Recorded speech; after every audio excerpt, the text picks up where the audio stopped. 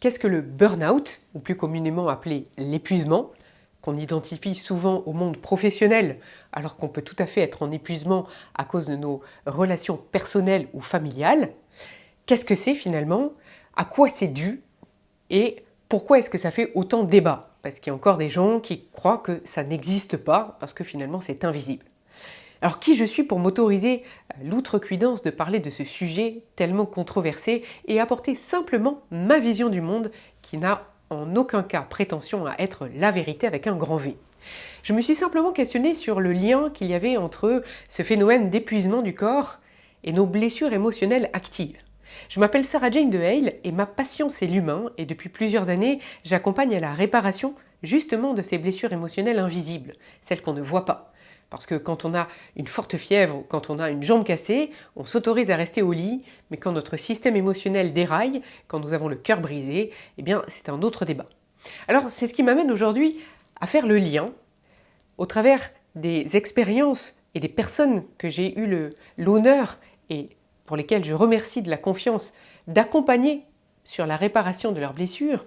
Et je me suis aperçu combien fréquemment, et sans généraliser bien entendu, il y avait un lien entre deux de nos blessures émotionnelles fréquentes et cet épuisement qui serait du coup impactant dans le monde professionnel, mais aussi parfois dans le monde personnel. Et pour moi, ce burn-out, il est bien évidemment pour beaucoup d'entre nous lié à une perte de sens, mais pas que.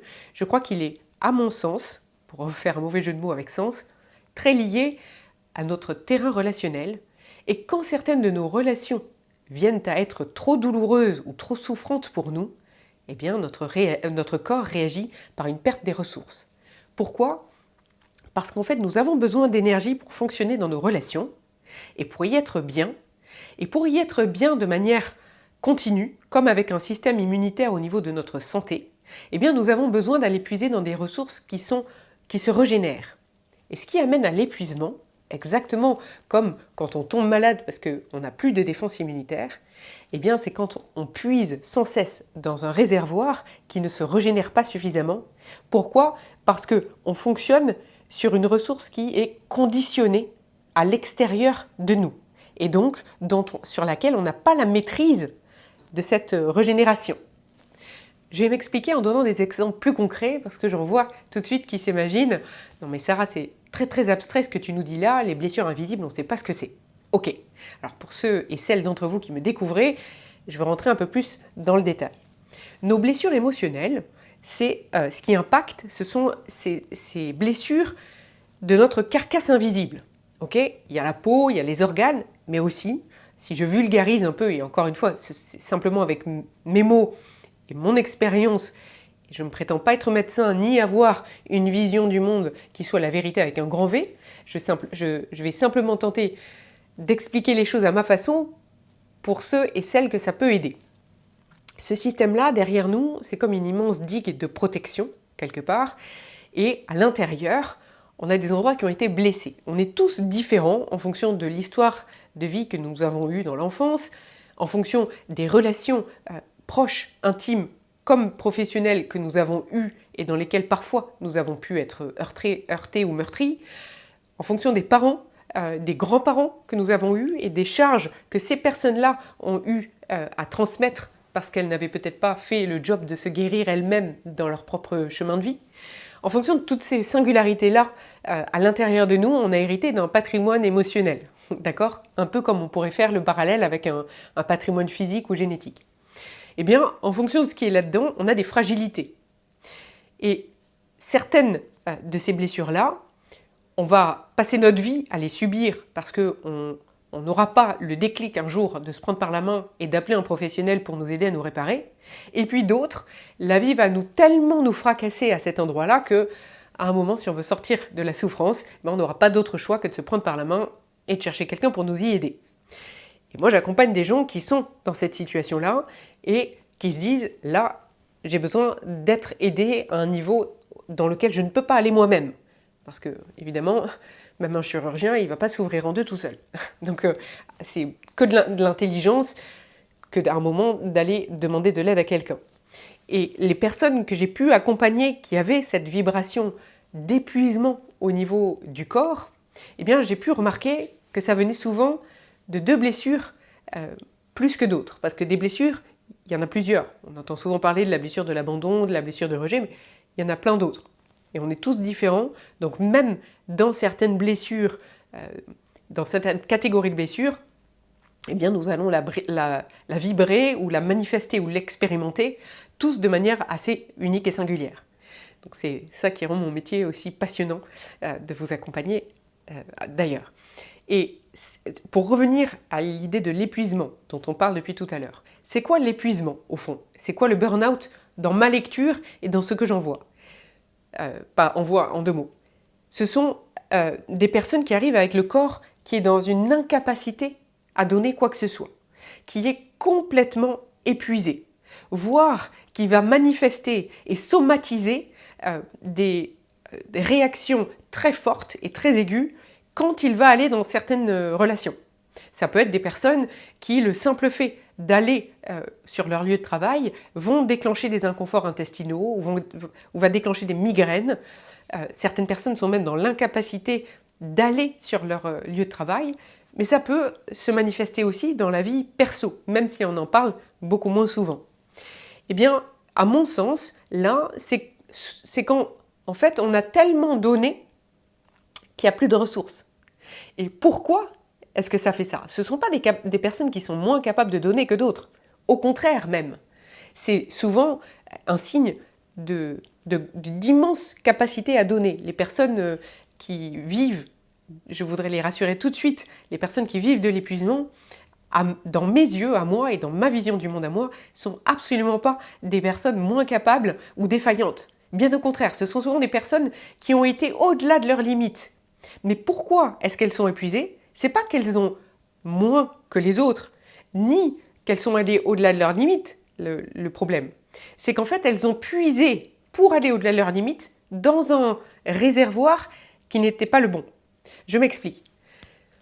Quand on donne dans une énergie qui est illimitée, parce que nous sommes réparés et parce qu'on va chercher dans la valeur qui est bonne pour donner, on peut donner sans fin. Et c'est pour ça qu'on voit des personnes qui ont une capacité de travail comme une capacité d'abnégation relationnelle qui ne les affecte pas du tout. Et c'est pas que ce sont des saints ou des saintes, c'est qu'elles ont un système relationnel qui font qu'elles vont chercher pour alimenter ces relations ou pour alimenter ce qu'elles donnent dans une ressource qui se régénère naturellement. Parce qu'elles sont connectées, ça va faire percher comme je le dis là, mais elles sont connectées à une source en elles qui se renouvelle. Et en fait, quand on donne et qu'on a l'impression d'avoir tout donné ou de trop donner, c'est, et pardonnez-moi de le dire de manière assez radicale, c'est qu'on donne pour recevoir. C'est dans l'inconscient. Mais si je donne pour recevoir de la reconnaissance, pour recevoir de l'amour, pour recevoir des félicitations, pour recevoir des prix, pour recevoir quoi que ce soit qui soit lié à l'autre, que ce soit mon supérieur hiérarchique, mon employeur, mon conjoint, ou mes enfants, ou mes parents, je suis en train de donner dans d'une énergie qui met le retour et le renouvellement dans un système qui est extérieur à moi et qui ne dépend pas de moi. Ce qui fait que si je n'ai pas ce que j'attends en retour, je vais finir par m'épuiser, puisque je donne et je donne et je donne, et le retour ne vient pas. Et c'est ça qui, à mon sens, va provoquer des épuisements. Donc, c'est pour ça que vous pouvez avoir des personnes qui vont être très très bien dans une entreprise pendant des années, et puis vous changez un manager clé, et ces personnes-là, elles vont avoir un sentiment d'épuisement et vous dire « je sens que je suis en burn-out ». C'est parce que, à mon sens, on a changé dans leur relation, on a enlevé une personne clé qui donnait la contrepartie. Et le seul moyen finalement de revenir en vitalité permanente, c'est d'avoir un système autonome, c'est d'avoir un système invisible qui est sain, et donc finalement on ne donne pas pour recevoir. On va aller donner parce que c'est là où on rejoint, ça fait sens pour soi, parce qu'on donne dans une énergie d'abondance interne qui est autosuffisante et qui n'est pas liée à un retour dont on aurait besoin de l'extérieur et qui ne dépendrait pas de nous. Et donc qu'on pourrait recevoir de certains patrons et pas d'autres. Et donc on va continuer d'être vulnérable, mais on ne va plus être fragile, on ne va plus être soumis et subir les relations extérieures. Et il y a une autre blessure que j'ai pu constater, ça c'est quand on a cette blessure-là intérieure qui est souvent, pour vulgariser, même si j'aime pas généraliser, qui est souvent liée au rejet. Et donc ça crée des grands besoins de reconnaissance à l'intérieur.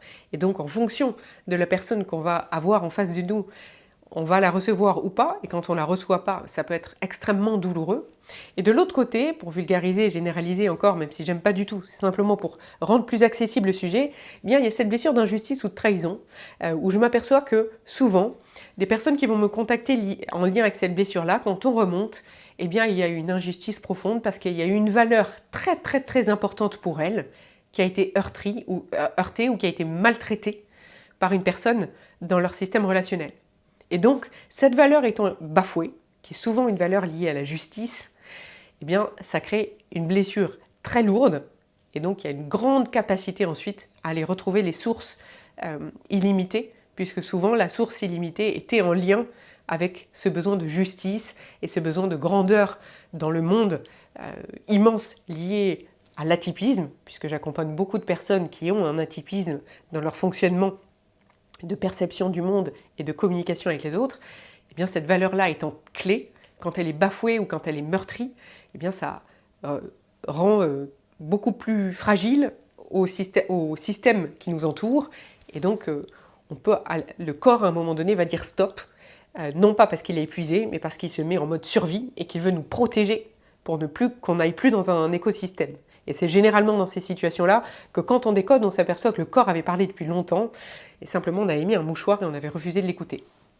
Voilà, j'espère que j'ai éclairé ceux d'entre vous qui en avaient besoin sur les liens qu'il peut y avoir selon moi entre l'épuisement et nos blessures émotionnelles. Évidemment, la clé pour être autonome et surtout pour ne plus se mettre dans des situations qui nous épuisent, parce que Dieu sait combien c'est laborieux et énergivore de se rétablir physiquement, eh bien c'est d'aller prendre soin de notre système émotionnel à la base, à la racine, d'aller nous assurer justement que dans cette grande digue, eh bien, on est OK et que on ne va pas attendre des autres qu'ils viennent nous apporter ce dont on a besoin pour nous mettre en action, mais qu'on va justement apaiser nos blessures pour pouvoir aller nous connecter à nos sources interne, parce que comme ça on est autonome émotionnellement et on va pouvoir aller donner de manière illimitée, saine, tout en restant pleinement épanoui.